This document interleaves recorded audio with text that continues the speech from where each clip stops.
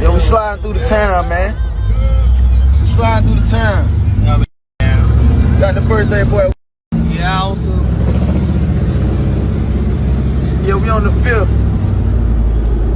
Yeah, the 5th ward.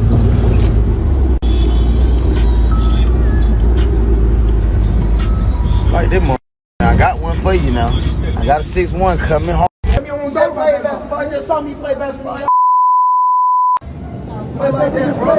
Don't play like that, bro. Hey, let go. Back and forth, bro. I'm gonna hurt somebody, bro. Oh, no.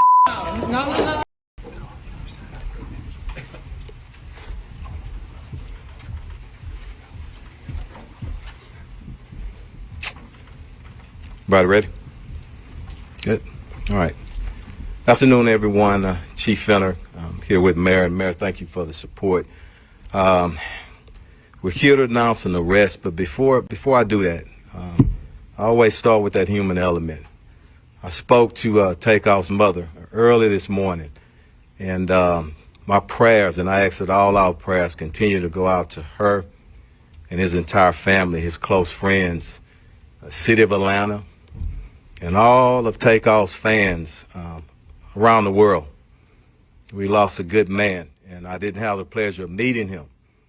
But everybody, the hundreds of people that I talked to, spoke on what a great individual he was. We have a special relationship with the city of Atlanta. I want to make sure that stays intact. I want to thank them, the family, and everybody else for patience, allowing us to work through the evidence and the facts, which is most important. I also want to thank our investigators. Chief Fenner, to you, to your command staff, to the investigators, to the DA's office, to all of the partners who helped, to those who provided tips, information. Let me thank you, and then look forward to this investigation and prosecution continuing on this matter. Thank you, Chief. Let me step up and make a quick correction on the name. I had a misprint on my notes. It's Patrick Xavier Clark, 33 years old. All I can say is there's too many security cameras. Whatever information is fully exposed once we go to trial, I'm not going to find it shocking at all, because they've got all angles. They've got the cell phone angles, they've got the business angles, they've got the angles from the bowling alley itself. And there's how many eyewitnesses? Come on now. They're done for.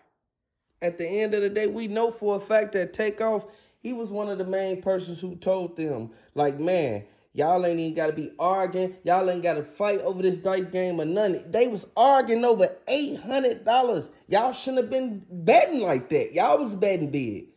Y'all should have knew that they had loaded dice on the table. And by them having them loaded dice, y'all already know what's going to happen behind that. Either somebody going to get hit up or somebody going to get sent to jail for trying to do something to somebody else. Prosecutors allege that Clark fired the fatal shots. Another individual was charged separately on weapons-related allegations. There are multiple hands at play in this event.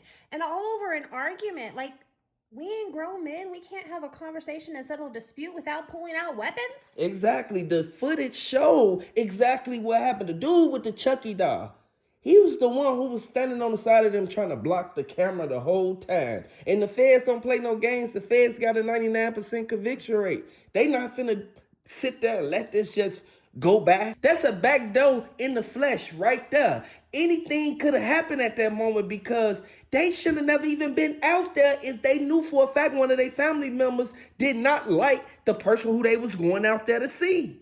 But how often does that actually happen? And then you get caught up in the mix, and the next thing you know, here we are. Now we're set for a trial date, November 9th, 2026. They're going to start doing jury selection November 5th, which I think they're cutting it a little short there. But they have enough evidence already. Like, between forensics and fingerprints and surveillance, that they already know who they are going after specifically. And it's no surprise. They said that they was going to look into the fact that the bowling alley, the manager, whoever that manager is, dude better get up out of Dodge because they said that he was the main one who didn't want to even release the footage. Did somebody tell him not to release the November footage? 1st, Because 2022, when it all Takeoff. boiled down to it, Takeoff, he was a good person. A lot of people knew Takeoff wasn't involved in no dice game. He wasn't involved in nothing that they had going on. He came out there to enjoy his vacation, take his little trip, and go back home. It makes you really go, what really happened the night Takeoff was shot in Houston? What were the random chaoses that occurred that led up to that moment? You know, we go from having fun at the bowling alley to, well, chaos. There's eyewitnesses, there's 3 victims, and your fingerprints are on scene. Yeah. So if they they said pull- they got the weapon too. Come on now. If they pull the logistics, and I mean, are we smart enough in how we load our toy? Or did we, you know, barehand it? Because if they pull the bullets out of Takeoff and there's even a partial fingerprint, they're going to be able to identify. Yeah, they're going to be able to tell that it was Patrick Clark that did it, but what about the dude, Lil Cam? What part did he play in it? Because the dude, Lil Cam, he locked up for it too. You know, a lot of times my first instinct is this was a setup. And here we are, another dice game. It feels like it could have been a setup. But with the shooting and the way that it, you know, the bullets sprayed out, it doesn't seem like there was a true intended target. It seems like this one might have actually erupted from a disagreement. Yeah, but for a person to pull out any piece and start firing it in public, especially knowing that Jay Prince Sr., he don't play no games. He don't allow that type of stuff to go on at his establishment where he make money at. Absolutely not, because that's a bad name for him. He, you know, doesn't he protect Houston? So if he can't protect an environment in which he's in, then he's going to lose that credibility. It's bad enough that Takeoff's mom is already suing the venue for lack of security, but then you throw the person that's actually supposed to be, shall we say, the guardian of Houston into the mix, and everybody's lacking. Yeah, because everybody knows for a fact, Quavo, he was in the car with the guys, and they had a piece right there on the seat. I think they're cutting that very close, especially considering what we watched with the last few trials and their jury selections. 4 days, okay, that should probably be enough to pick a jury. But there always seems to be something that inhibits that, whether they know the victim, the client, or otherwise. And we're talking about a rapper that was murdered who, well, he wasn't new to the scene. He was popular. So a lot of people know him. A lot of people said that they may end up picking people that knows Jay Prince and them. Now, keep in mind, Jay Prince, he don't be on no other stuff. He handle business, and he don't do things the way that everybody else do it. He actually put people on, help people get money, and he a stand-up guy. Everybody knows this. But certain things transpire when they get around Jay Prince Jr. And a lot of people saying this. This is something that is a well-known fact, and the feds know about this.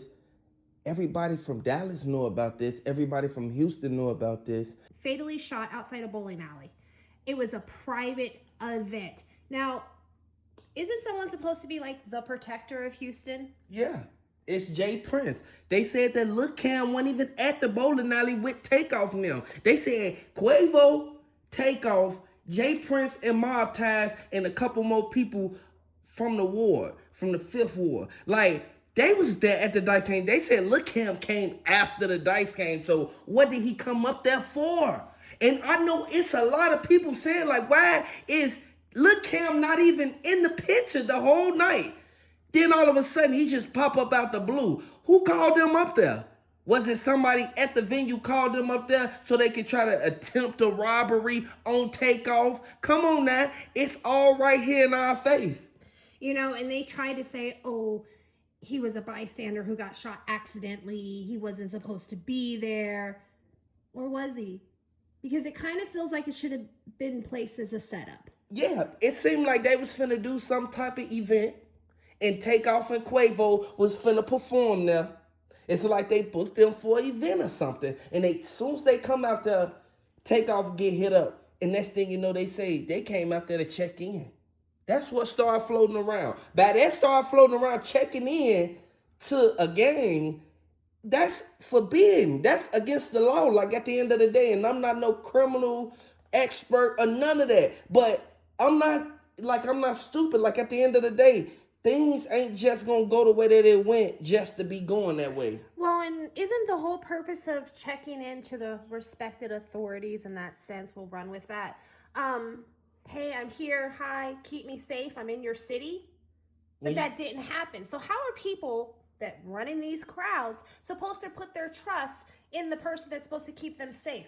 Who's going to continue this check-in system when it's becoming rather pointless because he's not the first victim? Exactly. It's no reason that Takeoff even had to even go through that. Like at the end of the day, from what they saying that Lil Cam came after everything went down. And this is how you know they finna charge DJ Pat and they finna charge Lil Cam with what happened to Takeoff. They finna charge him for the whole body. And I want y'all to know, J Prince Jr., they said that he put that body on Lil Cam and DJ Pat because he knew for a fact that it was a setup from the beginning. Events that occur within the events. Like, this is devastating. And then Jay Prince Jr. and his team, they want to get up there and they want to offer their condolences and make a public appearance, save face, basically. I don't buy it. I think the streets are too rough and there's too much intertwined beef, and people, well, they bite off more than they can chew.